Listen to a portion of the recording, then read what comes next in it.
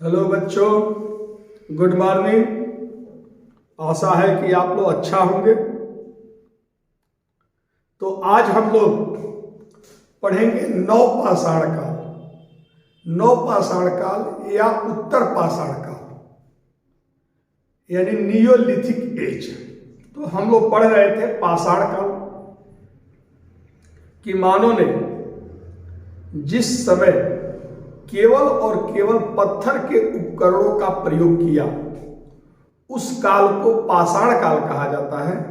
और हम लोगों ने पढ़ा कि पाषाण काल को 3 भागों में डिवाइड किया गया है। पूरा पाषाण काल यानी प्लेयोलिथिक एज, मध्य पाषाण काल यानी मेसोलिथिक एज, और सबसे लास्ट जो पाषाण काल का काल था वह नव या उत्तर पाषाण काल। नव मीन्स नया, उत्तर मतलब बाद का, यानी नव या उत्तर पाषाण काल, यानी यह पाषाण काल का अंतिम चरण है, नियोलिथिक एज। तो हमने जिक्र किया था कि पूरा पाषाण काल का मानव अनगढ़, अपरस्कृत, भद्दे, बेडौल पत्थर के उपकरणों का प्रयोग करता था। मध्य पाषाण काल में आकर मानव छोटे छोटे पत्थर के उपकरणों का प्रयोग करने लगा। लेकिन नव पाषाण काल में आकर मानव घर्षित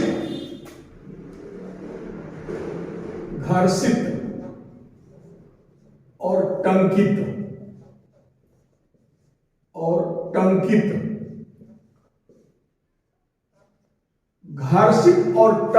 पत्थर के उपकरणों का प्रयोग करने लगा। यानी इस समय तक पत्थरों के हथियारों को बनाने में और ज्यादा प्रगति हुई। इस समय वह पत्थर के उपकरणों को घिस करके चिकना करने लगा। और टंकित मतलब किसी दूसरे उपकरण में उसको जोड़ने की कला का ज्ञान हुआ। यानी इस समय पालिश युक्त पत्थर के उपकरणों का प्रयोग करना शुरू कर दिया। घर्षित यानी घिस कर चिकना बनाने लगा यानी पालिश युक्त पत्थर के उपकरणों का प्रयोग करने लगा। इसी तरह इस समय टंकित यानी जोड़ करके पत्थर के उपकरणों का प्रयोग करने लगा। यानी इस समय तीर धनुष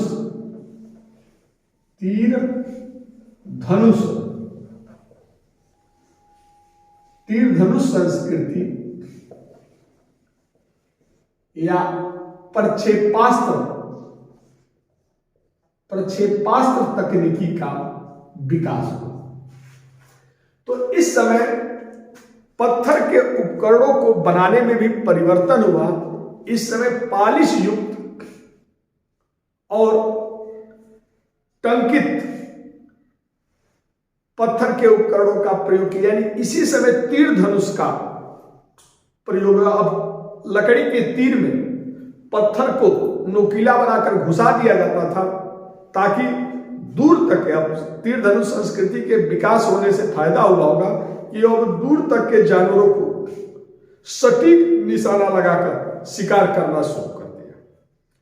तो इस समय प्रक्षेपास्त्र तकनीकी का आदिम मानव को ज्ञान हो गया। लेकिन सबसे बड़ा जो परिवर्तन हुआ, मैंने बताया था कि पूरा पाषाण काल या मध्य पाषाण काल में आदि मानव जो था खाद्य पदार्थों का संग्राहक था। यानी खाद्य पदार्थों को कलेक्ट करता था, इकट्ठा करता था। लेकिन इस समय आकर मानव खाद्य पदार्थों का उत्पादक बन गया, यानी उसे उत्पादन करना शुरू कर दिया। तो एक तो इस काल की विशेषता है कि घर्षित और टंकित पत्थर के उपकरणों का प्रयोग किया। लेकिन इस काल की सबसे महत्वपूर्ण जो विशेषता है कि इस काल में आदि मानव जो था, इस काल का आदि मानव कृषि का ज्ञान हो गया। यानी खाद्य पदार्थ का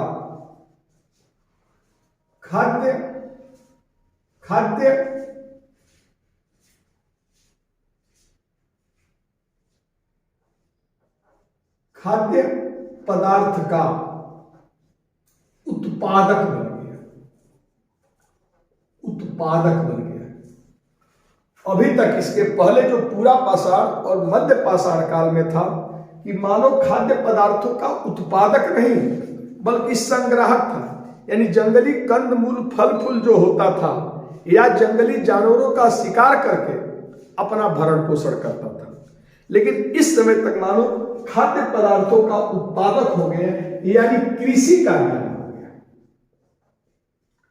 कृषि का ज्ञान हो गया, यानी इस समय का आदि मानव खेती करने की विधि से परिचित हो गए। तो मैं जिक्र कर चुका हूं कि जिस तरह आदि मानव के जीवन में जब पत्थर का ज्ञान हुआ, तो जिस तरह पत्थर के ज्ञान ने उसकी पूरी जीवनचर्या में एक आमूलचूल परिवर्तन कर दिया, वैसा ही कृषि का ज्ञान भी उस समय के आदि मानव के जीवन में एक क्रांतिकारी परिवर्तन किया। पहले मानव जो था, पाषाण काल के पूर्व जो मानव था, वह पूरी तरह पशुवत जीवन व्यतीत करता था, पूरी तरह प्रकृति पर आश्रित था। वह बराबर खाना बदोश जीवन व्यतीत करता था। जैसे पशु देखते हैं कि अगर कोई खाद्य चीज होता है तो वो आपस में खाने के लिए झगड़ा करने लगते हैं, वैसा ही आदि मानव पहले बर्बर रहा होगा। लेकिन जब पत्थर का प्रयोग करना शुरू किया तो एक तो प्रकृति से रक्षा के लिए, भोजन की प्राप्ति के लिए, शिकार करने के लिए पत्थर मिल गए, उसका जीवन ज्यादा सुविधाजनक हुआ। और पत्थर का प्रयोग किया तो शिकारी जीवन का सूत्रपात हुआ। और जब शिकारी जीवन का सूत्रपात हुआ तो अकेले शिकार आदि मानव नहीं करता होगा, बल्कि वह झुंड में या समूह में जाकर के जानवर का शिकार करता होगा। कई आदि मानव एक साथ मिल करके किसी जानवर का शिकार करते होंगे, तो जो शिकार करते होंगे वो उस मीट को वो आपस में बंटवारा भी करते होंगे। तो धीरे धीरे वह जब एक साथ रहने लगे, एक साथ मीट का बंटवारा करने लगे, एक साथ शिकार करने लगे, तो उनमें आपस में प्रेम, सद्भाव, सहयोग की भावना का विकास हुआ होगा, यानी सिविलाइजेशन की प्रक्रिया शुरू हुई। और इस तरह पत्थर ने उनके जीवन में एक आमूलचूल परिवर्तन किया। वहीं से मानव पशुवत जीवन से मानवीय जीवन की तरफ, सभ्यताकरण की तरफ अग्रसर हुआ होगा। तो पत्थर का प्रयोग ने उस समय के आदि मानव के जीवन में जिस तरह एक क्रांतिकारी परिवर्तन लाया होगा, वैसे ही कृषि का ज्ञान ने भी आदि मानव के जीवन में एक क्रांतिकारी परिवर्तन लाया होगा। जब कृषि का ज्ञान हुआ, यानी इस समय आकर मानव को खेती करना जान गया। कृषि का सबसे प्राचीनतम साक्ष्य, कृषि का सबसे प्राचीनतम साक्ष्य, प्राचीनतम साक्ष्य मेहरगढ़ से मिला है।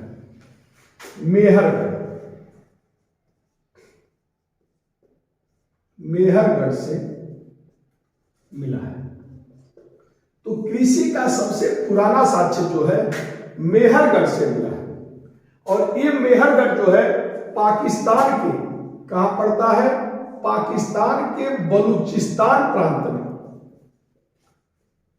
बलूचिस्तान प्रांत में बोलन नदी घाटी, बोलन नदी घाटी में ये मेहरगढ़ स्थित है। तो मेहरगढ़ से मानव को सबसे पुराना कृषि का साक्ष्य मिला। और यह पाकिस्तान के बलूचिस्तान प्रांत में बोलन नदी घाटी में स्थित है। और यह जो मेहरगढ़ का भारत का केवल सबसे पुराना कृषि का साक्ष्य ही नहीं देता, बल्कि आज भी यह वहां पर कृषि का के लिए बहुत महत्वपूर्ण स्थल है। आज भी वहां इसको धान का कटोरा कहा जाता है। तो इस तरह मेहरगढ़ से, यहां से गेहूं, जौ और कपास की खेती का साक्ष्य मिला। क्या मिला है?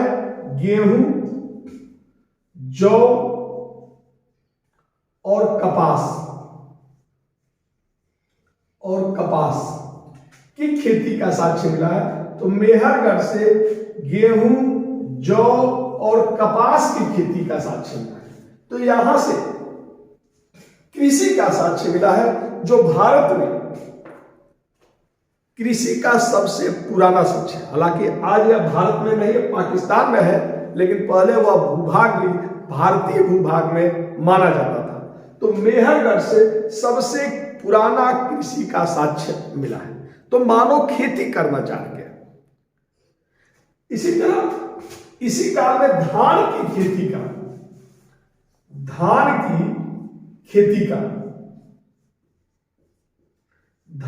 खेती का सबसे पुराना साक्ष्य वैसे बताया जाता है प्रयागराज यानी इलाहाबाद, प्रयागराज के कोल्डिहवा से मिला है। कोल्डिहवा से मिला है, प्रयागराज के कोल्डिहवा से मिला है। यहां 8000 ईसा वर्ष पूर्व से धान की खेती का साक्ष्य मिला है। लेकिन अभी हाल में संत कबीर नगर में लहुरा देव से कृषि का इससे भी पुराना साक्ष्य मिला है। संत कबीर नगर में, ध्यान रखिएगा, ये अक्सर एग्जाम में पूछा जा सकता है। संत कबीर नगर में लहुरा देव से धान की खेती का वर्ल्ड का सबसे पुराना साक्ष्य मिला। यहां से लगभग 6000 ईसा पूर्व में ही धान की खेती यहां के लोग करते थे। तो यह वर्ल्ड का सबसे पुराना साक्ष्य। ये दूसरी चीज है, ये संत कबीर नगर आपका खलीलाबाद के पास पड़ता है, और संत कबीर नगर में लहुरा देव आता है। संत कबीर नगर डिस्ट्रिक्ट है, खलीलाबाद के करीब है। तो लहुरा देव जो है, यहां से विश्व का सबसे पुराना धान की खेती का साक्ष्य मिला है। हालांकि आज के डेट में जिस तरह इस जगह का ध्यान देना चाहिए वैसा कुछ दिया नहीं गया है, और लहुरा देव का जो धान की खेती का पुरातात्विक साक्ष्य है वह बदहाली का शिकार है। लेकिन यहां से विश्व का सबसे पुराना धान की खेती का साक्ष्य मिला है। तो इस तरह आदि मानव कृषि का ज्ञान हो गया, और कृषि के ज्ञान ने उसके पूरे जीवन में एक आमूलचूल परिवर्तन ला दिया। पहले जो आदि मानव था वह कहां रहता था? मैंने बताया था पहाड़ी क्षेत्रों में रहता था, क्योंकि पथरीले जो क्षेत्र थे वह उस समय के आदि मानव के रहने का सबसे उपयुक्त जगह रहा। क्योंकि पहाड़ी क्षेत्रों में पत्थर मिलते हैं, जिसे हथियार बनाने के लिए आसानी से पत्थर मिल जाते होंगे। उस पथरीले क्षेत्र में झाड़ झंखाड़ होते हैं, जिससे उस समय के आदि मानव को वहां से कंदमूल फल फूल मिल जाते होंगे। उस पथरीले झाड़ झंखाड़ों में जानवर रहते होंगे, जिससे शिकार करने के लिए उसे जानवर मिल जाते होंगे। पहाड़ी क्षेत्रों में नदी, झरने, झील आदि पाए जाते हैं, तो वहां से पीने के लिए पानी मिल जाता होगा। पहाड़ी क्षेत्रों में कंदराएं होती है, गुफाएं रहती हैं, उसमें रहने के लिए आश्रय मिल जाता होगा। तो पूरा पाषाण काल और मध्य पाषाण काल में आदि मानव के लिए सबसे बेहतर जो क्षेत्र था, उनके रहने के लिए सबसे उपयुक्त जो जगह था वह पहाड़ी क्षेत्र था। तो प्रायः जो उस समय का साक्ष्य मिले हैं वह पहाड़ी क्षेत्रों से ही मिले हैं। लेकिन जैसे ही मानव को कृषि का ज्ञान हुआ, तो कृषि खेती जो है वह पथरीले क्षेत्रों में नहीं हो सकती। इसलिए आदि मानव पहाड़ों से नीचे मैदानी क्षेत्र में आया, मैदानों में जंगलों को साफ किया होगा और वहां पर खेती करता होगा। तो अब वह खुले मैदान में होगा, क्योंकि उस खेती करता होगा, जंगलों को साफ कर जहां कृषि करता होगा, तो फसल के पास वो रहता होगा, रखवाली उसको करना पड़ता होगा, नहीं तो फसल खराब हो जाता है। जंगली जानवर जो रहते उस फसल को नष्ट कर देते, चर आदि कर समाप्त कर देते, तो उसकी रखवाली करना होगा। तो अब आदि मानव वहां रहने लगा। तो जब वह खुले मैदान के नीचे आया, तो अब उसको आवश्यकता महसूस हुई होगी कि एक आवास होता जिसमें हम रहते, जाड़ा गर्मी बरसात से हमारी रक्षा होती। यानी अब उसे आवास की आवश्यकता महसूस हुई होगी, और आवास की आवश्यकता महसूस हुई। और कहा जाता है आवश्यकता आविष्कार की जननी होती है। मानव जिन वस्तुओं की आवश्यकता महसूस करता है, किसी न किसी रूप में उसका उपार्जन कर ही लेता है। तो आवश्यकता आविष्कार की जननी होती है। जब मानव खुले मैदान में आया तो अब धीरे धीरे वह घास फूस की झोपड़ी डालकर वह आवास बनाने की विधि से भी परिचित हो गया। आवास बनाने लगा, यानी आवास जो है घास फूस की झोपड़ी, घास फूस से झोपड़ी बनाने लगा और उस झोपड़ी में रहने लगा, यानी घास फूस से झोपड़ी बनाकर रहने लगा, यानी आवास बनाने की विधि से परिचित हुआ। अब वह जाड़ा गर्मी बरसात से रक्षा के लिए आवास का निर्माण करने लगा। जब आवास बनाने लगा तो अब दूसरी आवश्यकता महसूस हुई, यानी रोटी और मकान की व्यवस्था कर लिया। लेकिन रोटी, कपड़ा, मकान, तीन मनुष्य के एकदम आवश्यकता होती है, तो आवास बनाने लगा। अब उसे यह भी महसूस हुआ होगा कि जाड़ा गर्मी बरसात से रक्षा के लिए वस्त्र चाहिए। शुरू में आदि मानव, इसके पहले आदि मानव या तो नग्न रहता होगा या वृक्षों के पत्ते या जानवरों के खाल से अपने शरीर को लपेटता होगा और जाड़ा गर्मी बरसात से अपनी रक्षा करता होगा। लेकिन इस समय आकर मानव को सिलाई बुनाई यानी वस्त्र निर्माण की विधि से भी परिचित हो गया।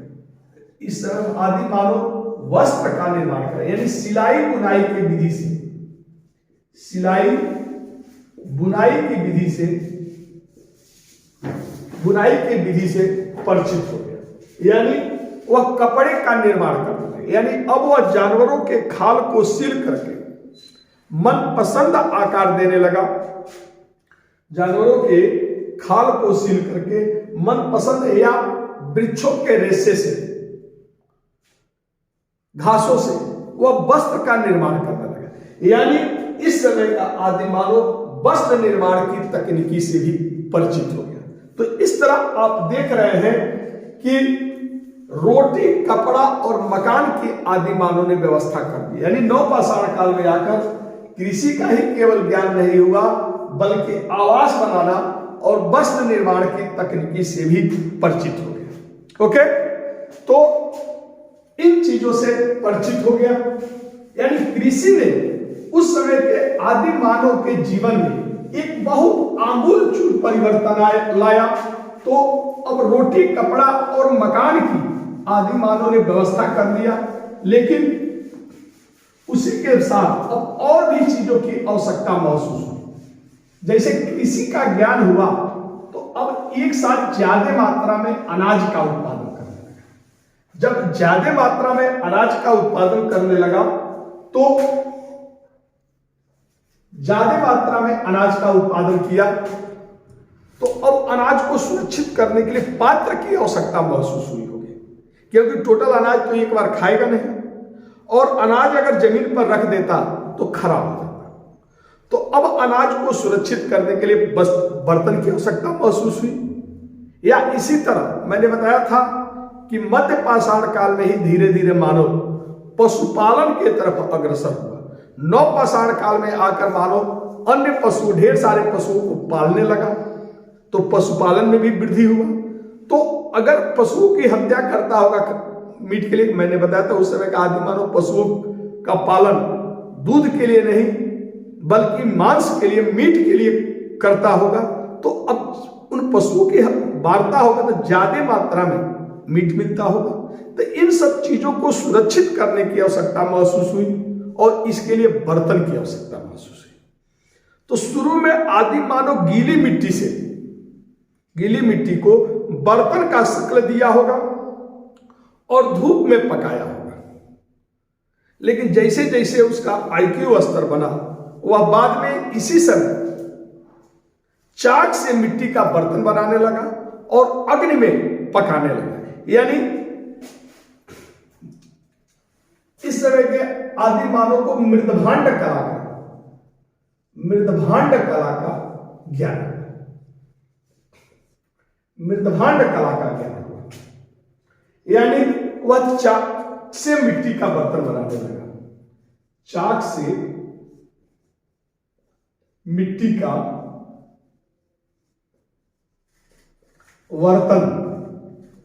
बनाने लगा, बर्तन बनाने लगा, ठीक ना।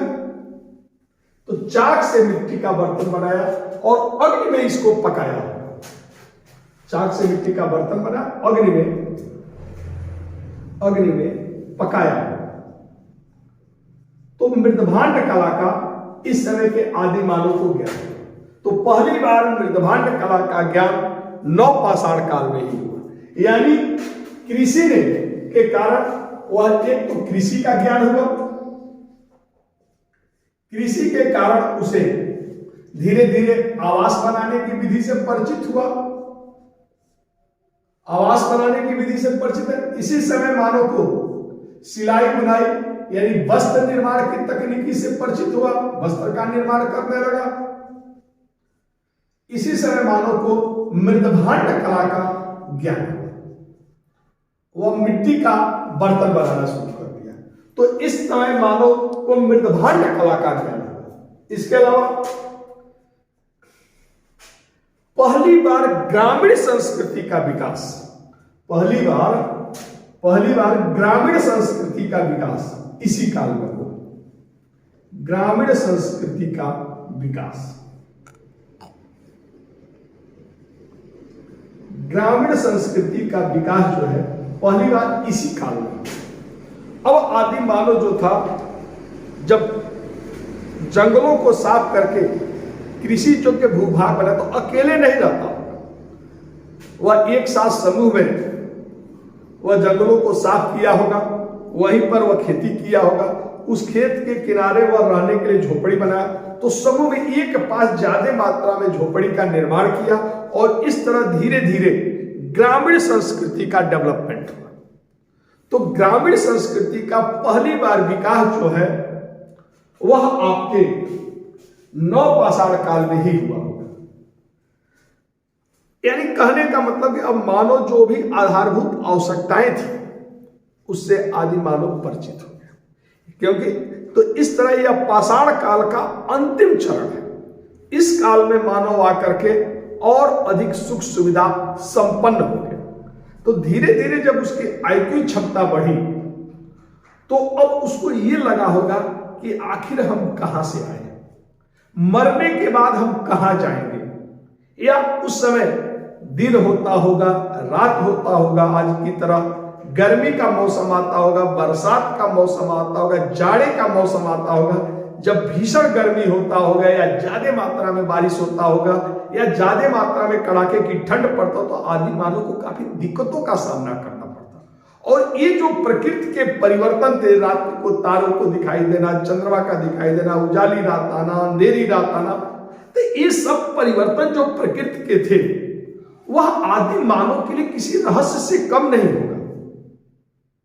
और मनुष्य जिन चीजों का उत्तर नहीं ढूंढ पाता है वह मान लेता है कि इसका निर्माण ईश्वर ने किया। तो अब धीरे धीरे ईश्वर के अस्तित्व की संकल्पना आई और फिर जब इनसे दिक्कत होता होगा तो इन आदि मानव को लगता होगा कि ये ईश्वर नाराज हुआ है और हम लोगों को दंडित करने के लिए ये तमाम दैवी आपदाएं लाता होगा। तो अब धीरे धीरे वह मानव, आदि मानव ईश्वर को खुश करने के लिए, दैवी आपदाओं से बचने के लिए वह ईश्वर की उपासना करने लगा हो। यानी प्रकृति के विभिन्न चीजों को देखा होगा, उसको दैवीय स्वरूप प्रदान किया होगा और उसको देवता मानकर पूजा आराधना भी शुरू कर दिया होगा। तो इस समय धीरे धीरे ईश्वर के अस्तित्व में भी लोगों को विश्वास होगा, ईश्वर के अस्तित्व में विश्वास हो और उनकी उपासना करने लगा। उनकी क्या करने लगा? उपासना करने लगा, उनकी पूजा पाठ करने लगा। तमाम देवी देवताओं की इस समय का मानव पूजा पाठ करने लगा। इसके अलावा आदि मानव को यह लगता हो हम कहां से आए या मरने के बाद हमारा क्या होता है। तो धीरे धीरे इस समय का मानव यह परिचित हो गया कि मनुष्य मरने के बाद फिर से उसका पुनर्जन्म होता है, यानी आत्मा की अमरता में धीरे धीरे विश्वास हुआ।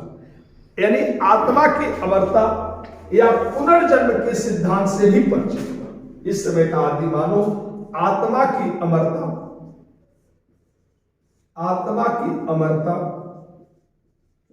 या पुनर्जन्म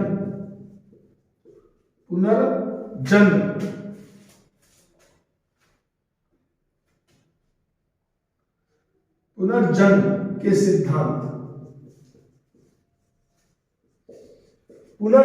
सिद्धांत में भी विश्वास करने लगा था।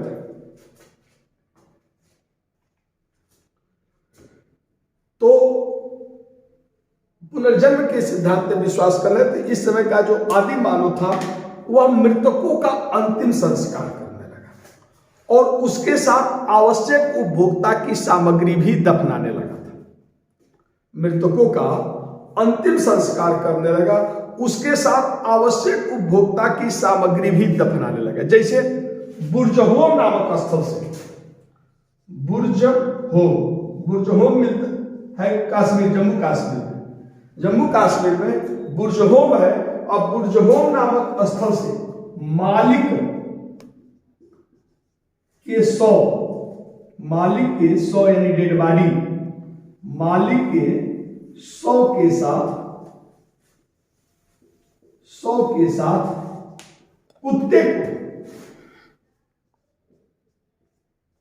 कुत्ते को दफन किए जाने का साक्ष्य मिला है।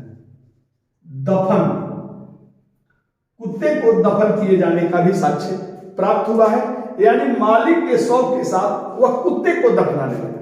इससे पता चलता है कि उस समय के आदि मानव के जीवन में कुत्ते की अहम भूमिका थी, क्योंकि इस समय कृषि का ज्ञान भले ही हुआ होगा, लेकिन अभी भी आदि मानव का मुख्यतः जीवन जो था शिकारी जीवन था, और शिकारी जीवन में कुत्ते की बड़ी महत्ता होती है। तो कुत्ते का 100 मिला है, इससे पता चलता है कि मालिक का, उस आदि मानव का वह प्रिय कुत्ता रहा होगा।